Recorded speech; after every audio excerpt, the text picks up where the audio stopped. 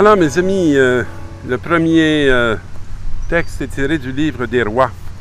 Le prophète Élie vient de poser un geste de force, un geste que je dirais qui lui attire l'hostilité de la reine Jézabel. Il a tué tous ses prophètes et il demeure le seul dans le pays. Alors, il va prendre la route pour protéger sa vie, mais en vérité, ce n'est pas vraiment ce qu'il veut protéger, parce qu'il fait une journée de marche dans le désert, et à l'ombre d'un buisson, il demande la mort en disant « Maintenant, Seigneur, c'en est trop, reprends ma vie, je ne vaux pas mieux que mes pères. » Ça nous arrive, nous, de faire des gestes comme ça, de force, avec lesquels on a de la misère à s'accepter après, parce qu'on trouve qu'on est allé trop loin, qu'on est trop excessif, et qu'on demande la mort comme une libération. Mais le Seigneur va répondre à sa prière. Et qu'est-ce qu'il va faire? Alors lui, il s'étend sur le buisson, puis il s'endort. Mais voici qu'un ange le touche et lui dit « Lève-toi et mange. » Alors voilà la réponse du Seigneur.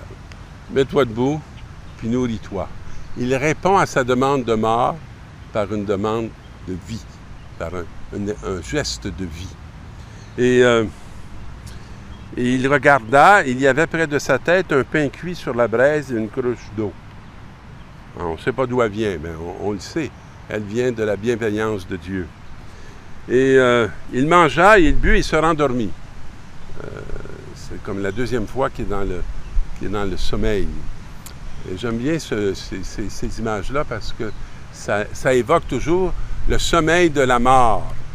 Hein, Jésus, il n'est pas mort sur la croix. Il est dans le sommeil. Il va se réveiller. Et une seconde fois, l'ange du Seigneur le toucha et lui dit « Lève-toi et mange, autrement le chemin serait trop long pour toi. » Alors ta route n'est pas finie. Puis c'est pas toi qui vas déterminer ta faim. Il se leva, mangea et but. Et puis, fortifié par cette nourriture, il marcha 40 jours et 40 nuits jusqu'à l'Horeb et la montagne de Dieu. La marche de 40 jours, ça évoque très, très bien la traversée du peuple que le peuple va faire au désert. Et cette nourriture qu'il reçoit le fortifie pour se rendre à cette fameuse montagne de l'Horeb où il va faire la rencontre de Dieu.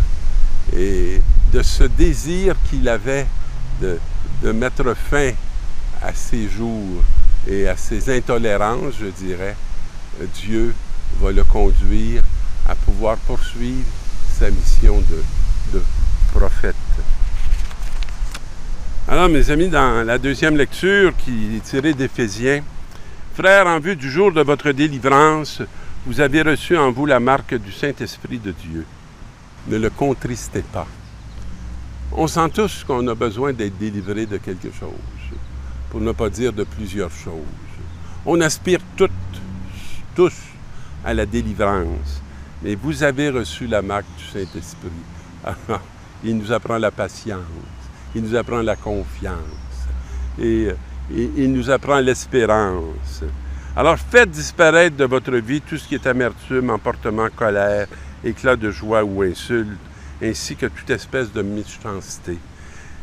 Ne tombez pas dans l'irritation qui va faire de vous une plaie et qui va engendrer sur vos frères et sœurs de nombreuses autres plaies.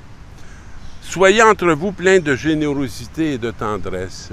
C'est ce qui va panser vos irritations.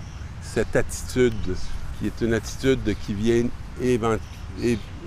vient de l'Esprit Saint, hein, de cette marque qu'il ne faut pas contrister. Pardonnez-vous les uns les autres comme Dieu vous a pardonné dans le Christ. Le pardon arrive toujours dans ces nœuds. Hein. C'est la seule façon de dénouer les nœuds. Le pardon, la réconciliation. Cherchez à imiter Dieu puisque vous êtes ses enfants bien-aimés. Ressemblez à lui plutôt que de ressembler à la bête. Vivez dans l'amour comme le Christ nous a aimés et s'est livré pour nous, en offrant à Dieu le sacrifice qui pouvait lui plaire. Ça n'aurait pas été la colère, ça n'aurait pas été ce qui plaisait à Dieu. C'est cet grand abandon de Jésus-Christ, sachant que le Père a toujours ce qu'il y a de meilleur pour lui. Alors, comme Jésus avait dit, « Moi, je suis le pain qui est descendu du ciel », les Juifs récriminaient contre lui. Cet homme-là n'est-il pas Jésus, fils de Joseph? Alors, il se réfère toujours à l'histoire de la génération humaine. D'ailleurs, c'est pas étonnant parce que si on regarde aujourd'hui, mes amis, il y a très peu de gens qui sont capables de regarder les uns les autres comme des gens qui appartiennent à la génération de Dieu. Oui, moi je descends d'une famille, je descends d'un ancêtre, je peux nommer le nom, puis je sais que de cet ancêtre, puis de toute l'histoire de cette génération, j'ai reçu beaucoup dans mon être. Mais j'ai reçu l'Esprit Saint. Et je descends de Dieu. Nous sommes de la descendance de Dieu, particulièrement signifiée en Jésus-Christ. Alors, j'aime bien le texte qu'il va citer. Jésus prend la parole et dit « Ne récriminez pas entre vous, personne ne peut venir à moi si le Père qui m'a envoyé ne l'attire pas vers moi, et moi je le ressusciterai au dernier jour. » Alors, l'attraction vers Jésus, c'est un don du Père. Et il est écrit dans les prophètes, « Ils seront tous instruits par Dieu lui-même. » C'est lui notre premier enseignant. Puis, il s'est montré à nous dans la personne de Jésus. « Tout homme qui écoute les enseignements du Père vient à moi. Certes, personne n'a jamais vu le Père, sinon celui qui vient de Dieu. Celui-là seul a vu le Père. » Et il nous en a tellement parlé. Puis il nous en parle encore tellement beaucoup. Et il nous conduit constamment à ce Père. Je vous le dis, celui qui croit en moi a la vie éternelle. On ne peut pas être attrapé par la mort, parce qu'il va constamment nous faire ressurgir dans la vie. Au désert, vos pères ont mangé de la manne et ils sont morts. Mais ce pain-là qui descend du ciel, celui qui en mange ne mourra pas. Il me semble que l'expérience de l'Eucharistie quotidienne me donne cette belle bénédiction d'être constamment sorti de mes torpeurs, constamment sorti de mes instincts mortels pour être, je dirais, planté dans cette belle reconnaissance, cette belle espérance qui vient de Jésus-Christ. Celui qui mange ne mourra pas. Je suis le pain du vent qui est descendu du ciel. Et lorsqu'on entre en Jésus, c'est comme si on expérimentait cette propre descente de nous-mêmes, en nous accueillant non pas juste de notre histoire humaine, mais de notre identité spirituelle. Et le pain que je donnerai, c'est ma chair donnée pour que le monde ait la vie. Puis c'est ce qu'on est appelé à faire.